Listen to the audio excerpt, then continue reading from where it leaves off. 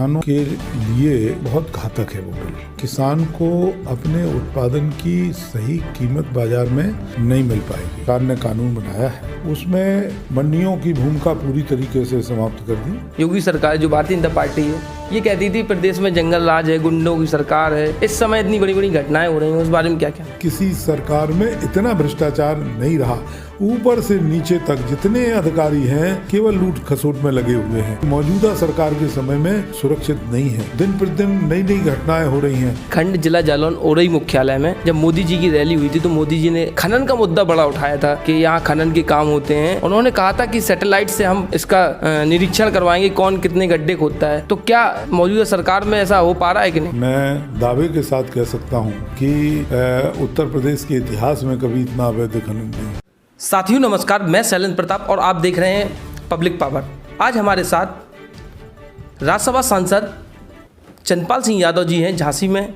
तो आइए उनसे बात करते हैं, पूछते हैं इस समय जो किसानों के लिए जो कानून बनाया गया है वो कैसा कानून है? किसानों के लिए बहुत घातक है वो बिल, क्योंकि इससे किसान को अपने उत्पादन की सही कीमत बाजार में नहीं मिल पाएगी।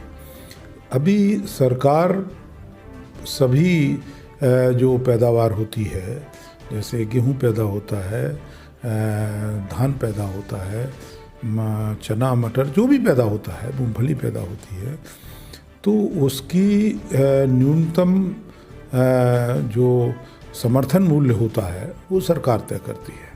और सरकार उस मूल्य पे खरीदने के लिए जगह जगह अपने सेंटर बनाती है और समर्थन मूल्य पे खरीदने का काम करती है।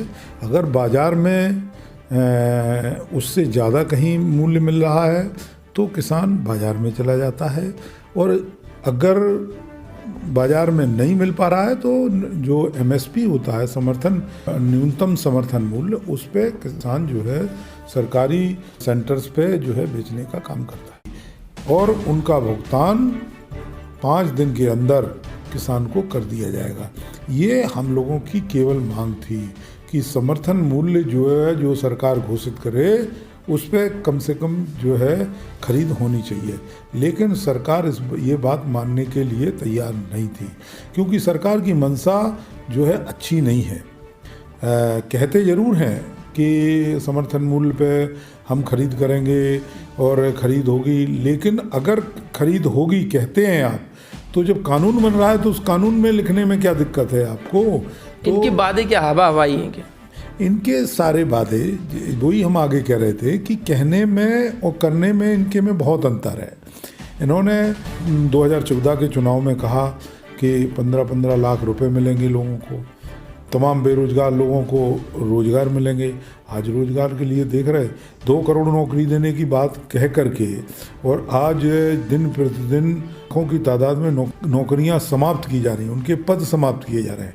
और उत्तर प्रदेश सरकार ने तो कर दिया कि हम जो है रेगुलर कोई जो है एम्प्लॉय रखेंगे ही नहीं, हम तो 5-5 साल के कॉन्ट्रैक्ट पे जो है रख करके लोगों से काम कराएंगे। इस तरीके की व्यवस्था से आज नौजवान पढ़ा लिखा व्यक्ति पूरी तरीके से दिशा भ्रमित है और वो ये महसूस कर रहा है कि एक अपने आप को ठगा सा महसूस कर रहा है कि जो सरकार बड़े बड़े वादे करके, सपने दिखा करके आई थी, वो सरकार जो है आज कुछ नहीं कर पा रही है, ना कोई कहीं से किसी की मदद कर पा रही है।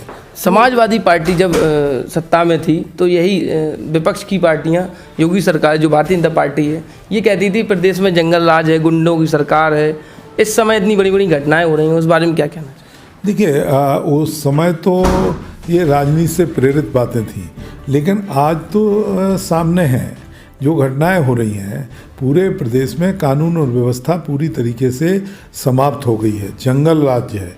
आप देख रहे हो कि पुलिस को किसी का भय नहीं है।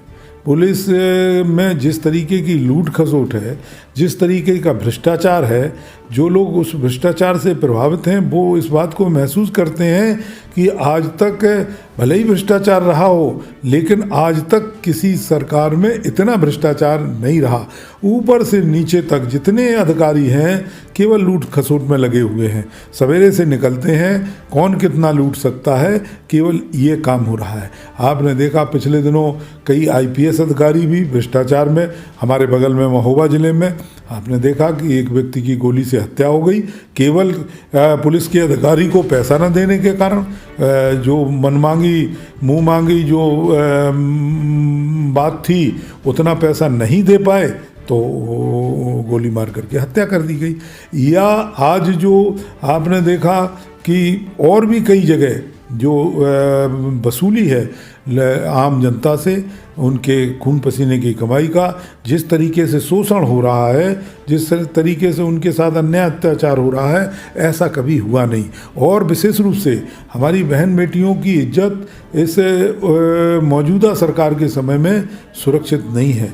दिन प्रतिदिन नई नई घटनाएं हो रही हैं। अभी पिछले दिनों हाथरस में घटना हुई, और हाथरस की घटना में आपने देखा पुलिस की भूमिका क्या रही, किस तरीके से पुलिस ने जो अपराधी थे उनको बचाने का प्रयास किया। उनको उसे बच्ची की जो लाश थी उसको रातों रात जलाने का काम कर दिया, जिससे कोई सबूत न मिल पाए। ऐसे पुलिस के अधिकारियों को आज ट्रांसफ़र करने से या निलंबित करने से अकेले काम नहीं चलेगा, उनको दंडित करना पड़ेगा उत्तर प्रदेश की सरकार को, जिससे कि पूरे प्रदेश में इस तरीके का मैसेज जाना चाहिए कि जो भ्रष्ट आचरण करने वाले अधिकारी हैं उनके खिलाफ कभी भी कार्रवाई हो सकती है। लेकिन सरकार जाति के नाम पर, धर्म के नाम पर लोगों को बांट करके तमाम किस धर्म और किस जाति के लोगों के खिलाफ कार्रवाई करना है, किसको संरक्षण देना है, सरकार में बैठे लोग इस तरीके का मैसेज देते हैं। और केवल दूसरे की बुराइयां, सत्ता में रह कर के कुछ सुनना सीखो, सत्ता में रह कर के उन तमाम जो बातें कही जाती हैं उनके आधार पर कुछ निर्णय करना सीखो। केवल उस सरकार में ऐसा हुआ था, उस सरकार में ऐसा हुआ था। आज आप सत्ता में हो, उस सत्ता में बैठ कर के आप 20 साल पुराने किसी सरकार की बार बार बात कर रहे हो, इससे काम नहीं चलेगा। आपको लोगों ने बड़ी उम्मीदों के साथ सत्ता में बैठाया था प्रदेश की जनता ने, लेकिन आज प्रदेश की जनता के सपने चकनाचूर हो गए हैं। जो बातें कही गई थी सारी की सारी बातें झूठी हैं। लोग अपने आप को ठगा सा महसूस कर रहे हैं, और आज अगर चुनाव हो जाए तो मौजूदा सरकार की जमानत जब्त हो जाएगी, ऐसा आम जनता में महसूस हो रहा है। बुंदेलखंड जिला जालौन ओरई मुख्यालय में जब मोदी जी की रैली हुई थी तो मोदी जी ने खनन का मुद्दा बड़ा उठाया था कि यहाँ खनन के काम होते हैं। उन्होंने कहा था कि सैटेलाइट से हम इसका निरीक्षण करवाएंगे कौन कितने गड्ढे खोदता है। तो क्या मौजूदा सरकार में ऐसा हो पा रहा है कि नहीं? देखिए, मौजूदा सरकार में जितना अवैध खनन हो रहा है, मैं दावे के साथ कह सकता हूँ कि उत्तर प्रदेश के इतिहास में कभी इतना अवैध खनन नहीं हुआ। तमाम जो सत्ता पक्ष में बैठे लोग हैं उनके संरक्षण में आज तमाम लोग अवैध खनन कर रहे हैं और सरकार को चूना लगाने का काम कर रहे हैं। उनके खिलाफ कोई कार्रवाई नहीं हो पा रही है, उनको संरक्षण मिल रहा है। और जो अधिकारी आपके माध्यम से हम कहना चाहते हैं कि जो सत्ता में बैठे चाहे नेता हों चाहे अधिकारी हों, जो अवैध खनन में लिप्त हैं उनके खिलाफ सख्त से सख्त कार्रवाई होनी चाहिए, जिससे कि प्रदेश की आर्थिक लूट से बचाया जा सके। जी, तो ये थे हमारे साथ चंद्रपाल यादव जी। इन्होंने बताया कि 2022 में जो विकास की योजनाएं अखिलेश यादव जी ने चलाई थी, हम उन्हीं पर चुनाव वापस लड़ेंगे।